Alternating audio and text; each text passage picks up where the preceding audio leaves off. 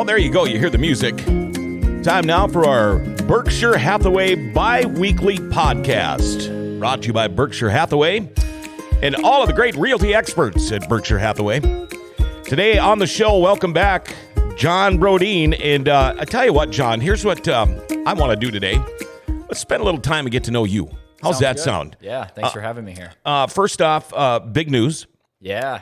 Why don't you tell us what happened? I'm off the market. You're off the market. You got married, didn't you? I got married, yeah. All right, well, that, a little applause for you. Yeah, we got married on the 10th. On the 10th. Yeah, and Saturdays ago. Did you go somewhere exotic on your honeymoon? Yeah, we went out, well, not quite exotic, but we went out to Snoqualmie Falls in Washington. It's like 20 minutes 20 minutes east of Seattle. Wow. Beautiful, nice hotel on the top of this waterfall, mountains all around. Yeah. Nice stuff to go see and do. So You do some fun stuff too? went hiking, went into Seattle for a day and, walked around. They've got these scooters you can rent in Seattle. Oh, yeah. You just Yep. buzz around on those things. Yeah, So were you much down fun. by the water at all? Yep. Yeah, it's pretty cool down there. Yeah. So the Pike's Place Market or whatever, checked that out. Went out to the waterfront. Went to that first Starbucks ever that was there. Oh, yeah. Yeah. Yeah, did a bunch of cool stuff. Did you do any oyster shots? No, did not. I couldn't convince Carolyn to do that. They're not bad. I had a couple there last year. No alcohol in them either.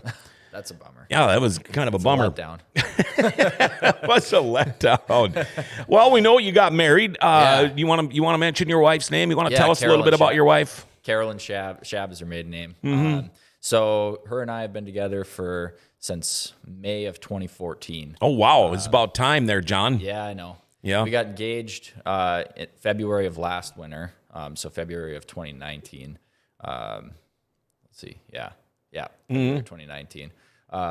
So we had been engaged for a while. A lot of people are putting off their weddings, COVID, and we were like, we're just doing it. We're not going to wait any longer. And the wedding was amazing. The day was perfect. Good. It's kind of stressful leading up to it. All the stuff you've got to get done, all the things to worry about, but the day went flawlessly. Oh, that's good. It was amazing. That's good. Congratulations, man. Yeah, thank you. You know what, John? Where are you from? Where do you hail? What do you call your hometown? So I grew up here in Grand Forks, born and raised. Okay. Yep. Where'd you go to high school? Went to Red River. Okay, we won't hold that against you. Were you like a jock in high school? I know you're into some stuff now. Yeah. We were just talking. Okay, what are you into now that you are doing? I do Brazilian jiu-jitsu. That's it's like grappling for people who don't know, like ground fighting. If you watch the UFC or anything like that, so it's a lot of it's like wrestling and it's submissions. Yeah.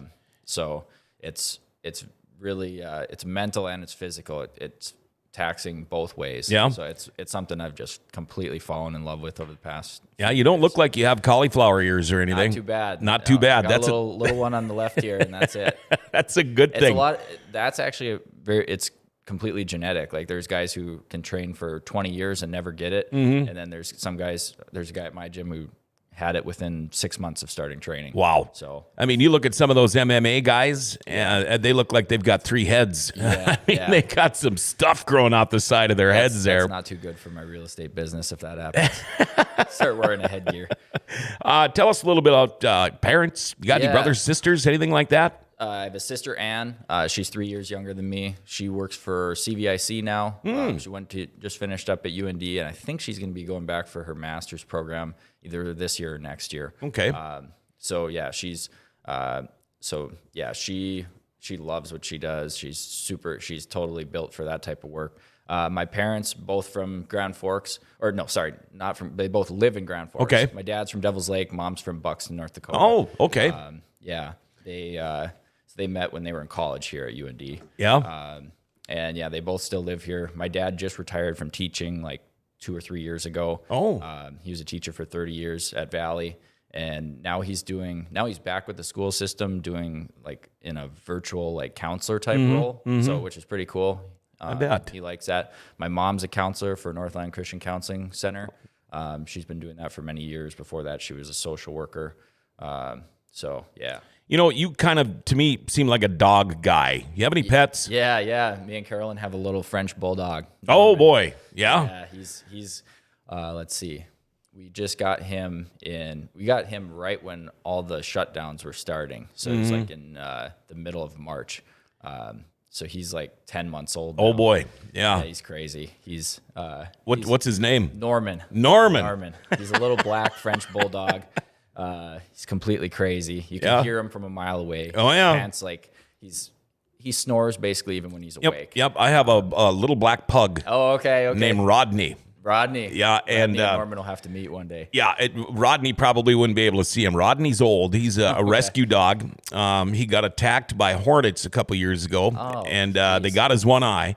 So his one eye looks pretty terrible. He can't see very good out of the other one, and he's almost completely deaf. But yeah, we have 3 rescue dogs and 3 rescue cats, and wouldn't have it any other way. Yeah. What do you do when you're not doing your realty thing? You got any hobbies out there or things maybe you and the missus like to do? Yeah, me and Carolyn, we love to travel when we can, get out and, do outdoor stuff when we travel, hiking, camping, that sort of thing. We try to go on a couple trips a year, even if it's just like Duluth or Medora or something like that. Try to go somewhere warm in the winter. Like to sit around and watch sports. We're kind of homebodies. So sitting inside, ordering takeout. And you got a favorite football team? Well, yeah, the Vikings, but they've been... It's not They're my favorite team too, but... Yeah. I love fantasy football. That keeps me into it. Yeah, I just don't have... I don't take the time to do it right. I was in a fantasy league for a couple of years, and I was horrible at it, so I just quit doing it.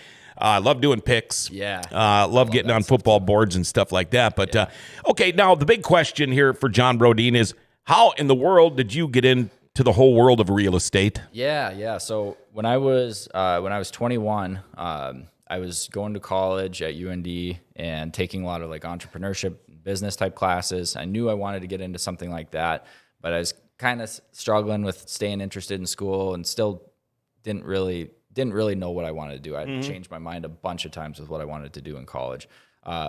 And eventually I kind of stumbled across real estate and real estate investing. I knew that I wanted to like own rental properties. That's, there's many types of real estate investing, but that was the type that I was interested in, kind of like the long haul, accumulating some rental properties and holding them over the long term. So that's kind of what drew me to learning about real estate. And then I learned about the profession of being a real estate agent. And it's definitely not the job for everybody. The upside is very high. You can do really, really well in real estate, but there's a high attrition rate. A lot of people drop out of the business. A lot of people don't make it. So you have to have a high risk tolerance. And I had a high risk tolerance. That's just how I was. And I like to work for myself. I like to be accountable to myself. So does a real estate agent or a real estate expert, you get paid commission only? Yes. So I can see that. I would imagine there's times where you might not get a paycheck for a while. Yeah. And I can see how that could drive some people away. From that. And I was really lucky. I was so young when I started. I didn't have a whole lot of responsibilities.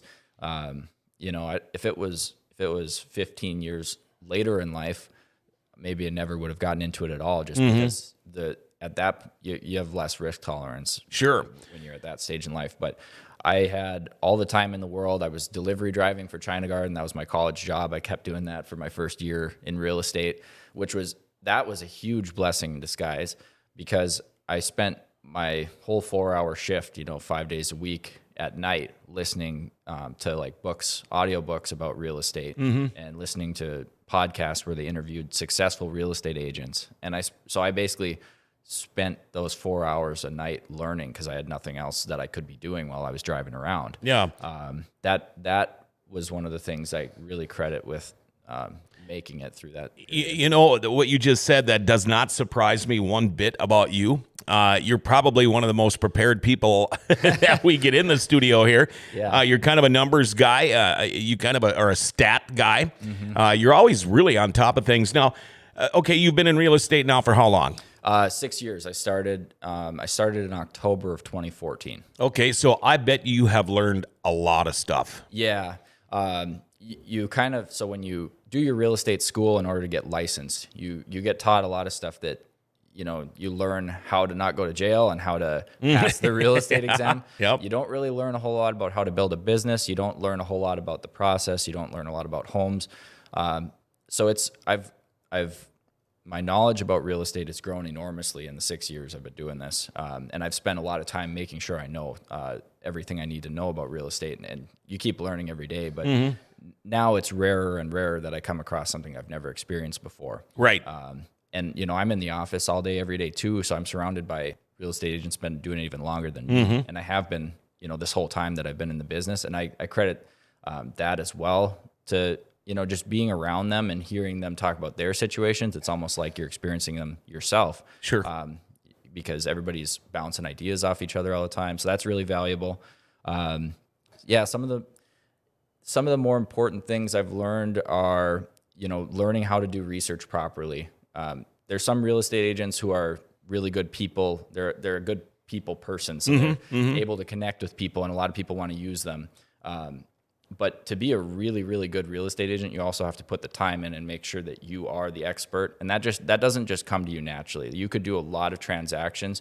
You still need to make the effort to educate yourself about the market, about how to get better at what you do, all that kind of stuff. I went to school for radio and television broadcasting, and I was taught all aspects, whether you're doing traffic, whether you're doing the book work, whether you're doing news or news gathering.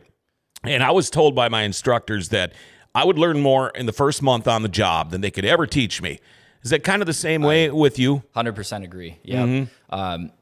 When you go into it, you really don't know what to expect. You barely even know like kind of the outline of how everything works. Because when you're self-employed, it's like owning a small business. Even though, you don't have some of the same risks as owning a small business, you still have some of the same struggles that they're going to have. So you need to learn how to run your business. You need to know learn how to advertise yourself, how to keep this thing afloat. You have to work really, really hard for your first, like 2 or 3 years just to stay afloat. You're not going to be getting any repeat business. You're probably not going to be getting referral business because you haven't been in it long enough to create those relationships. So everything you get is stuff that you really have to work. You have to work harder than everybody else for that business in those first years. And that's part of the reason the attrition rate's so high. So it's not easy becoming a realty expert. No, it's not easy. And I mean, in some ways I got a little bit lucky too. The market was really good when I started. Like I said, I started young, so I had all the time in the world to dedicate to it.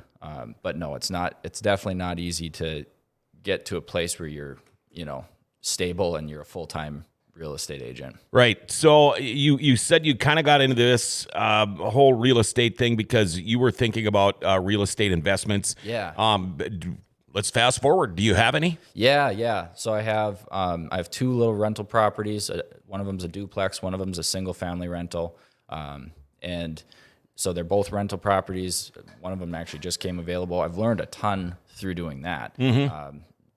Processes of dealing with the city, getting repairs done, getting, cleaners in and out, getting all the different people you need to coordinate in order to do things like that. That actually helps me serve my clients better in a way because I've, been through that, and I'm, it's something that you learn more every single time. You've got to find a new tenant, it seems like. Yeah. Now I've always wondered, do you get calls in the middle of the night saying, hey, my bathtub is leaking, or hey, this isn't right? And do you fix it, or do you have a list of people that you can call up that'll be there to do this stuff for you? Yeah, I've kind of got a list of people. I'm not terribly handy, so I don't risk trying to do that stuff myself. But I do get the calls. I manage them. So only 3 tenants. That's not that big of a workload, honestly.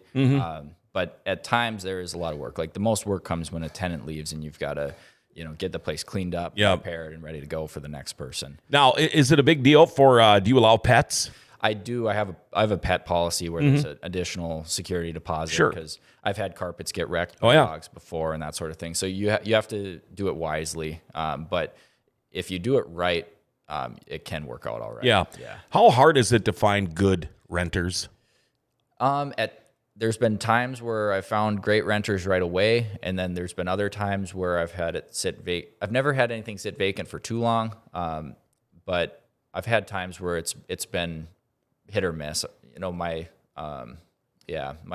lowest rent unit is probably the one where I get the most people who They call me because they want to see it, and then they don't even show up. To Oh, the yeah. appointment. Yeah. Don't you love that? Believe how many people I had do that to me last time that place came available. But Now, this could work in your favor, too, because I'm guessing a lot of these people probably started by renting an apartment. Yeah. And then rent from you in a duplex or a house. And that's just going to get them to get that urge or that itch to finally buy a house. Yeah. And so, I mean, it's almost like you kind of plan this out, and you were very smart about it. A little bit. You'd be surprised that it's not like a huge funnel of business for me. If I had more rental properties, maybe it would be.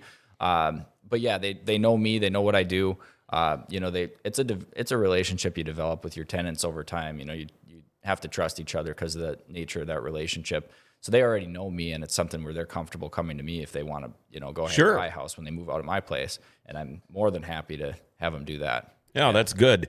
This is kind of cool, just actually talking about you and not all real estate. Yeah. Can I ask you kind of a personal question then? Yeah, what's up? You guys planning on expanding your family anytime soon? Besides Norman, he's a handful for now, so it'll probably be a couple of years at least. He's a good trial run for kids, though, that's for sure. Oh, yeah. Yeah. He just puked on the floor this morning, yeah. Oh, yeah. Gotta love that. Yep. Wait till they get really old like my dogs. Puke. I've got, all three of my cats are like on 3 different diets because one has got vertigo, another one's hairballs, and another one pukes, and they...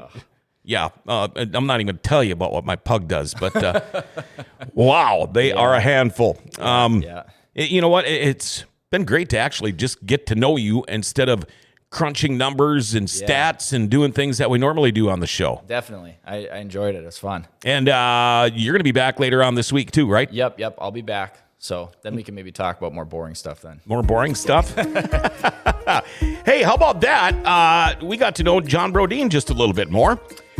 And he's going to be back now, Berkshire Hathaway, doing bi-weekly podcasts now. So he'll be back again on Friday afternoon.